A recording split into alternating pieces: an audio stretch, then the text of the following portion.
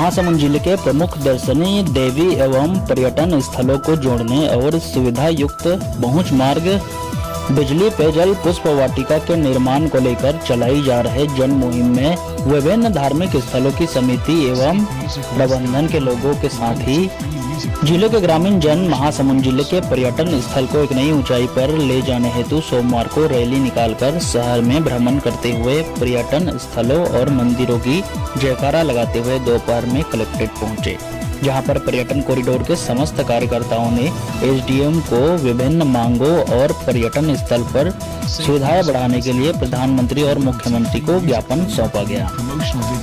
आपको बता दें कि जिले के पर्यटन स्थलों को समुचित सुविधा उपलब्ध कराने के लिए इस प्रकार का पहला जन अभियान मुहिम है, जो पर्यटन कॉरिडोर अध्यक्ष और जनपद सदस्य योगेश्वर चंद्राकर जी के माध्यम से व सभी मंदिर समितियों के सहयोग से संपन्न हो रहे हैं। और चलिए इस संबंध में अधिक जानकारी के लिए फोन लाइन के माध्यम से जुड़ते हैं पर्यटन कॉरिडोर अध्यक्ष और जनपद सदस्य योगेश्वर चंद्राकर जी से। हेलो जी चंद्राकर जी, आपका स्वागत है खबर छत्तीसगढ़ में। जी नमस्कार भैया। जी, जानना चाहेंगे कि जिले के पर्यटन स्थलों में जिसमें अभी सुविधाओं का अभाव है, उसे समुचित सुविधा प्रदान करने के लिए आपके द्वारा जो विचार और सोच किस प्रकार से जागृत हुए हैं? जी दरअसल देखिए, मैंने अपने जीवन काल में विभिन्न देशों का भी भ्रमण किया है। विभिन्न देश के भीतर भी बहुत सारे पर्यटक स्थलों का भ्रमण करने का अवसर मिला है। इस दौरान मैंने देखा है कि जैसे बात करें, यदि देश की बात करें तो अकेले शिरडी साईनाथ मंदिर, एक मंदिर के भरोसे पूरा वर्धा जिला डेवलप हो रहा है जी। अगर बात करें हम डोंगरगढ़ की बात करें तो डोंगरगढ़ से एक अकेले मंदिर के भरोसे पूरे डोंगरगढ़, मैहर, और ऐसे ही बात करें कि तिरुपति बालाजी, महालक्ष्मी मंदिर के भरोसे सारे जिले, न केवल उस क्षेत्र के बहुत सारे लोगों को रोजगार मिलता है। विदेशों में बात करें, स्विट्जरलैंड, आप मॉरिशस वगैरह की बात करें तो पूरा पर्यटन पे करते हैं। सबसे ज्यादा पर्यटक से देश को आए, साथ ही साथ राजस्व और रोजगार के डेवलप होते हैं। तो इस स्तर पे मेरे को लगा महासमुंद ऐसी जगह है जहाँ पे न केवल नदी, पर्वत, झरने, यहाँ तो अंतरराष्ट्रीय मापदंड का सिरपुर है। देशी स्तर पे यदि बात करें तो आपका बार नयापारा अभ्यारण्य है, कोणार्क है और विभिन्न मंदिर हैं। पुरातात्विक बात करें तो आपका खल्लारी मंदिर है। ऐसे स्थल है जहाँ इनकी तुलना अतुलनीय है। यदि इनको डेवलप कर दिया जाए तो निश्चित रूप से कम प्रत्यक्ष रूप से 20 से 25 हजार लोगों को रोजगार मिलेगा और अप्रत्यक्ष रूप से तो और भी मिलेगा। साथ ही साथ सरकार को एक बड़े राजस्व की प्राप्ति होगी, जिससे निश्चित तौर पर प्रदेश को एक मजबूत आधार मिलेगा। जी, पूर्व में भी आपके द्वारा कोडार और छछान माता मंदिर, खल्लारी मंदिर आदि जगहों पर आपके नेतृत्व में कार्य योजना बनी थी, वो कहाँ तक सफल साबित हुए हैं? देखिए, निश्चित इस बात को लेके सफलता की बात करें तो मैं पिछले समय निहारिका बारिक मैम से भी मिला था। तो कोडार को लेके कोडार में वाटर स्पोर्ट्स को लेके योजनाएं बन रही हैं और चालू होने के लिए भी सहमति मिल रही है। और इसके अलावा जहां तक मंदिरों की बात है तो आप ये देखते हैं कि नए रायपुर में हम आर्टिफिशियल तैयार कर रहे हैं, मानव निर्मित वन तैयार कर रहे हैं, गार्डन तैयार कर रहे हैं। लेकिन यहाँ पे उस दृष्टि से हमको बहुत ज्यादा खर्च करने की जरूरत नहीं है। सारी सुविधाएं उपलब्ध है। बस यदि हम रोड, रास्ते और पानी के साथ गार्डनिंग और लाइट की व्यवस्था कर दें तो निश्चित रूप से पर्यटकों के लिए आकर्षक चीजें उपलब्ध रहेगी। बात करें जैसे लोग अजंता एलोरा देखने जाते हैं, यहाँ बहुत सारे ऐसे हैं। बात करूं महादेव पठार की, चाहे बात करें अपन छछान पहाड़ी की, अतीत बाबा, इन जगहों पे लगभग 100 से 200 मीटर की गुफाएं उपलब्ध हैं। यदि इनको थोड़ी सी सफाई कर दी जाए और पर्यटक के लायक बना दिया जाए तो लोगों को दूर तक जाने के लिए, पर्यटन के लिए जाने की जरूरत नहीं पड़ेगी।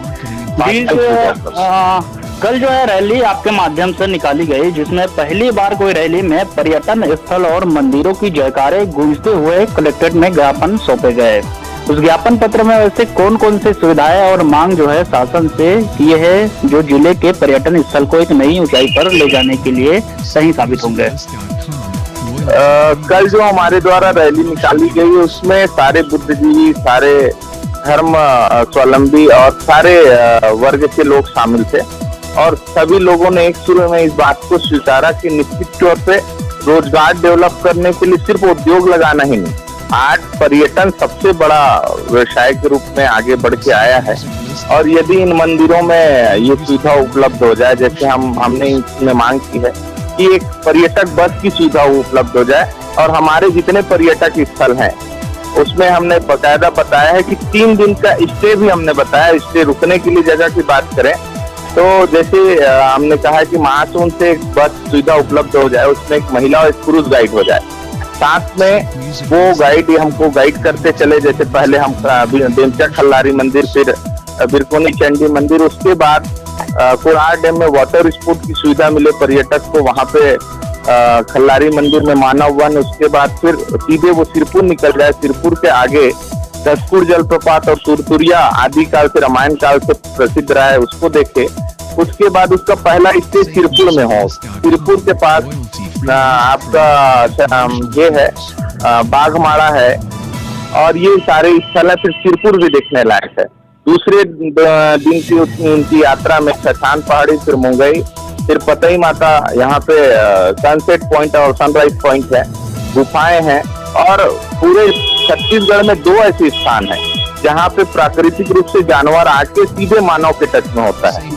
एक तो मुंगई माता और दूसरा चंडी, गुच्चापाली चंडी, जहाँ सीधे भालुओं से लोग रूबरू हो सकते हैं। बच्चों के लिए और बड़ों के लिए भी बड़ा आकर्षण का केंद्र है। दूसरा, इससे हम लोग जाके बार नया पाराम रख सकते हैं, वहाँ भी हमको व्यवस्था डेवलप करने की जरूरत नहीं है, ऑलरेडी वहाँ पे सारी व्यवस्थाएं हैं रुकने की।